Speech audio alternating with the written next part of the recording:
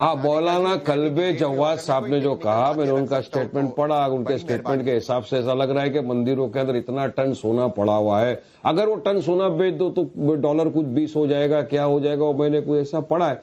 अगर वो है तो फैक्ट चेक करके, अभी तो आपके बड़े बड़े फैक्ट चेकर आ गए, शहजाद पूनावाला भी बड़े फैक्ट चेकर बन गए आजकल, उनको पूछिए अगर प्रॉपर है करिए बेच के। अगर देश का जिसमें फायदा उसमें वारिस पठान साथ में ना विका जी, तो मेरे भारत तो फिर ये जो 9 लाख एकड़ की जमीन है वक्फ की, इसको बेचकर आप मुसलमानों को क्यों नहीं, उनकी गरीबी क्यों नहीं दूर करवाते? क्यों रिजवान भाई, अगर सोना मंदिरों का बेचकर गरीबों की मदद हो सकती है तो 9 लाख एकड़ की जमीन बेचकर क्या गरीब मुसलमानों की मदद नहीं हो सकती?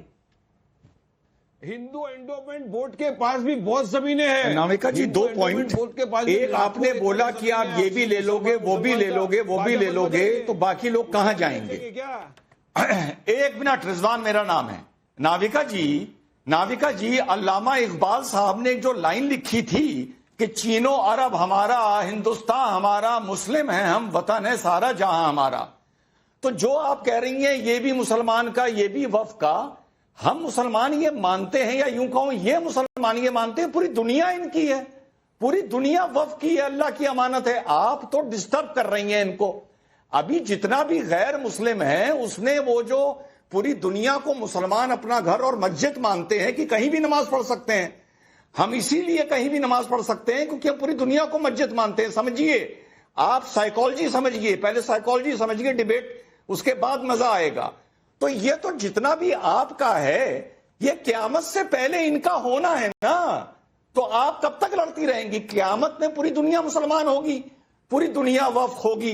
ये है रिलीजियस जो इनको सिखाया जाता है मदरसों में, और इनकी मानसिकता, बिल्कुल परफेक्ट वर्ड करके बता रहा हूं, इनकी मानसिकता पहली चीज।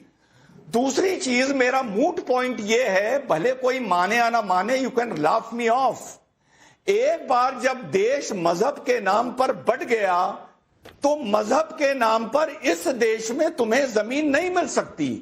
जो पाकिस्तान 25% बटा, वहां पर जो हिंदुओं के लिए कॉमन प्लेस था, कॉमन ग्राउंड, वो हम दे के यहां आ गए।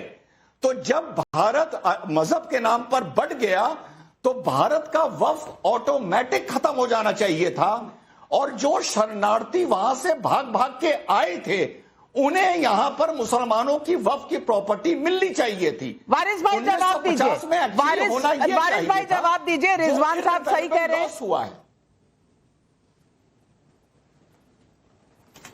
देखिए नविका जी, वफ का कानून आपको पता है सबसे पहले कब आया था, उसके बाद उसमें संशोधन भी आया, और आज वफ का लॉ है, उसमें कोई संशोधन लाने की जरूरत नहीं थी, मगर नीयत पे पूरा दारो मदार था, बीजेपी की नीयत में खोट थी, इसलिए नया अमेंडमेंट लाए। अब अमेंडमेंट लाने की जरूरत क्या? तो काफी चीज बीजेपी झूठ बोली गई, ट्रिब्यूनल के पास ये नहीं था, कोर्ट में नहीं जा सकते। 1500 साल पुरानी मंदिर को आप ले लेते हैं, ईडन गार्डन को लेना चाहते हैं, संसद भवन, आप अपनी नियत का बताइए ना, झूठ बात है, आप अपनी नियत का बताइए। नविका जी, अगर वारिस पठान क्लेम करता है कि नविका जी का जो स्टूडियो है वो वक्फ के लैंड के ऊपर बना है, तो बिल्कुल वारिस पठान के पास डॉक्यूमेंट हो गए ना, हवा में तो मैं नहीं बोल दूंगा, पागल तो नहीं कर, और डॉक्यूमेंट होंगे तो वक्फ ट्राइब्यूनल में ही जाइए। मधु सिंह भागलपुर से सवाल पूछ रही हैं, एक बार इस देश के प्रधानमंत्री के द्वारा कहा गया था कि देश के संसाधनों पर सबसे पहला हक अल्पसंख्यकों का है, क्या वक्फ के नाम पर जो दावे ठोके जा रहे हैं वो इसी बात का एक्सटेंशन नहीं है? तहसीन भाई जवाब दे। नाविका जी, इस सवाल का जवाब मैं स्पेसिफिक उदाहरण से जो तीसरी बार इस शो में लाया गया उससे दूंगा।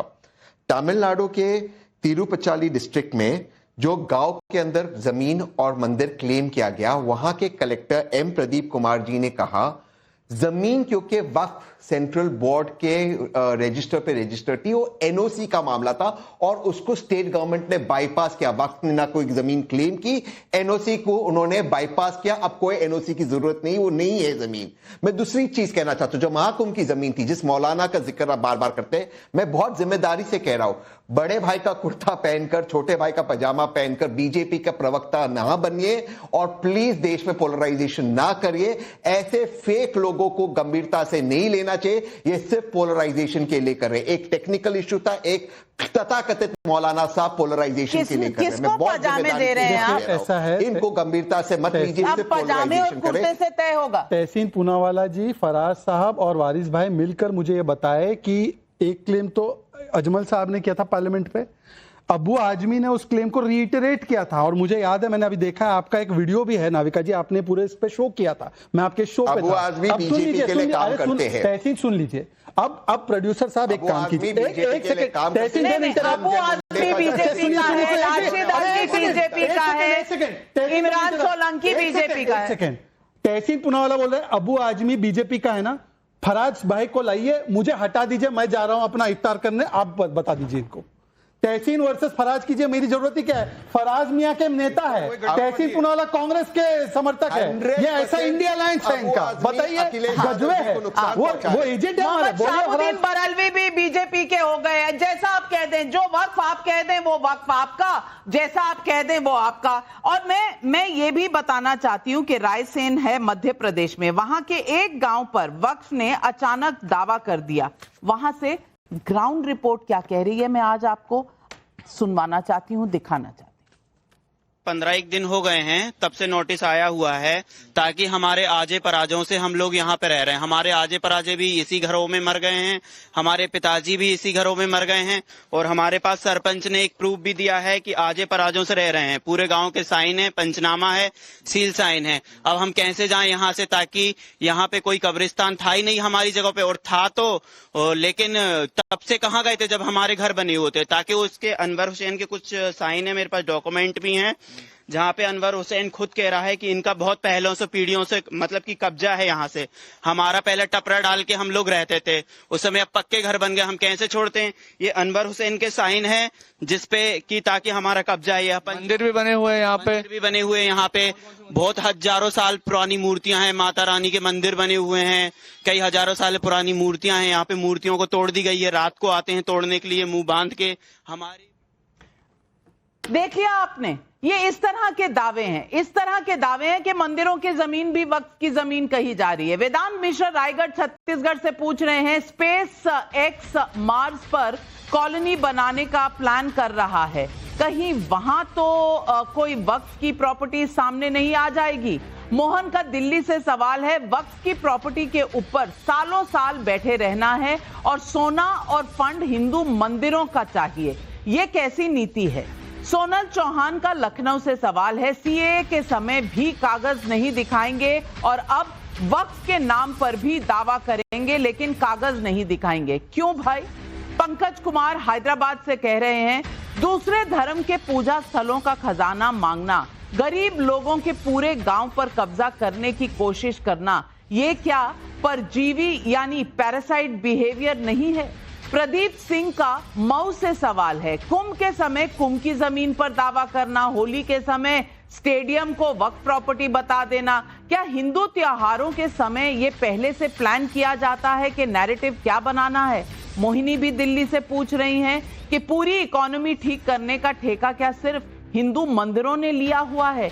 ये तमाम सवाल बता रहे हैं कि पब्लिक भी अब इन सवालों को ऐसे ही नहीं छोड़ेगी, क्योंकि सवाल बहुत गहरे हैं।